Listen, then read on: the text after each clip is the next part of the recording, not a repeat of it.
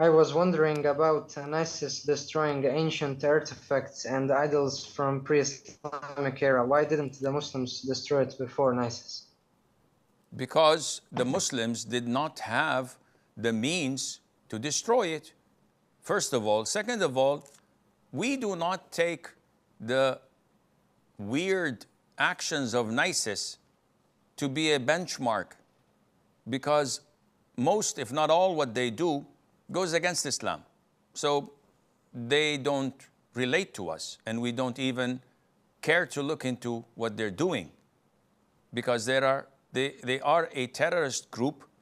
They are tarnishing the reputation of Islam and the Muslims. And as far as I'm concerned, they are people who've been paid for by the Western intelligence agencies with the sole purpose of tarnishing the reputation of Islam and giving them an alibi to attack Islamic centers and the Muslims and to stop and prevent and hinder the da'wah. But this is beside the point. When people ask, why didn't the Muslims destroy XYZ of artifacts that were based on shirk and idols and the likes, they could have had many reasons.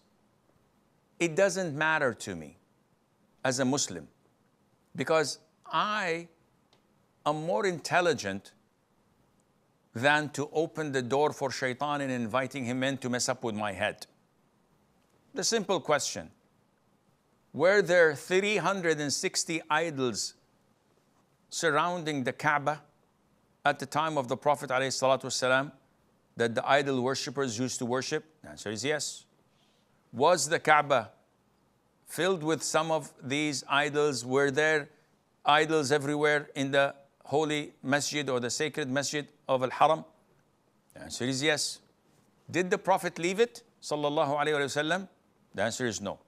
He ordered all of them to be destroyed, dismantled, and taken out of the masjid, and not to keep a single one. Why? Because this is what Islam says. So this is the benchmark that we follow, not what XYZ did or did not do.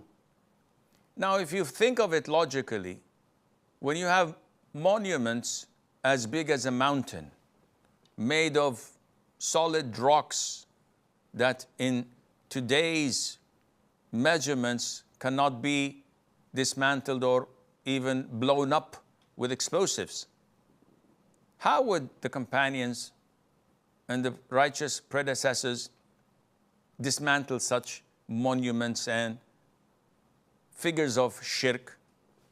Doesn't make any sense. So either way, we follow the Quran and the Sunnah and not try to counter what Islam says through the Quran and the Sunnah by why didn't Tom, Dick, or Harry do this or do that.